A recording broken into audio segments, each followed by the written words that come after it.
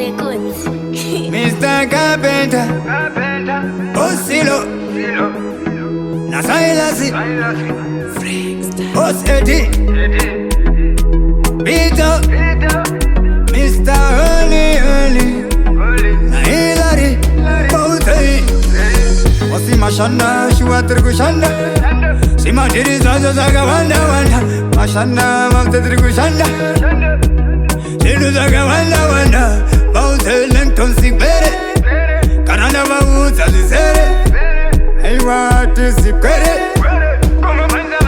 Supreme Carpenters, I want my Carpenter, she's so entertainer, message in the center, Supreme Carpenters, I want my Carpenter, she's so entertainer, message in the center.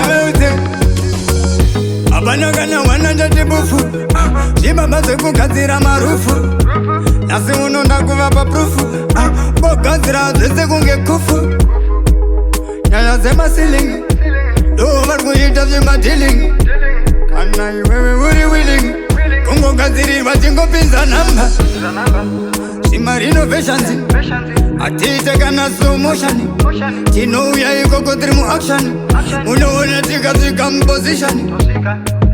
Mind yo turusi, tenge zato uyane maturusi, apana ze kunyara, waka ima yangu kama wengi wa kunyara. Totenge satimba, biri kunosika kuzimba, toita skimming, not dreaming, unongo unagana zatinoita, wakomana vanotorufa, saka uchiona ivo futi vaendafa, apana arkushuwira kuti vakufa, nekuti vakafa isuka takutosafa urauze. Do varkuita iya tiling, koseka payakapa skimming, aiwa ndo vanhu vachona sako chingovona chivachona, ndichiti kana mukavada pari paFacebook munovawana kunyangwe paInstagram, chingotasa namba wapedza wobva vangofona namba, ukavada uyai pakaudonia pacomplex futi kapaglenview munoona muyaka muharare, ndo vanhu vachona havasare, akurufa dzimba kurufa zvikoro, gara imatoro vasporo, manya ikoko usambuta kwanidoro, ronga ramangwana rako ndiwe mambo kwese kuchegutu, aiwa mkokoba